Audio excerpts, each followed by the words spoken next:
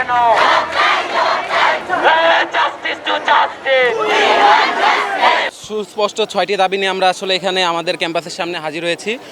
নিহতদের প্রথম দাবি নিহতদের সঠিক নাম ও তথ্য প্রকাশ। দ্বিতীয় দাবি আহতদের সম্পূর্ণ ও নির্ভুল তালিকা প্রকাশ করতে হবে। তৃতীয় দাবি শিক্ষকদের গায়ে সেনাবাহিনীর সদস্যদের হাত তোলা এই জঘন্য ঘটনার জন্য জনসম্মুখে নিঃশর্ত ক্ষমা চাইতে হবে। চতুর্থ দাবি নিহত প্রতিটি শিক্ষার্থীর পরিবারকে বিমান বাহিনীর পক্ষ থেকে ক্ষতিপূরণ দিতে হবে। পঞ্চম দাবি বিমান বাহিনীর ব্যবহৃত ঝুঁকিপূর্ণ ও পুরান প্লেনগুলো বাতিল করে আধুনিক প্লেন চালু করতে হবে। ষষ্ঠ দাবি বিমান বাহিনীর প্রশিক্ষণ পদ্ধতি ও কেন্দ্র পরিবর্তন করে আরও মানবিক ও নিরাপদ অবস্থায় চালু করতে হবে।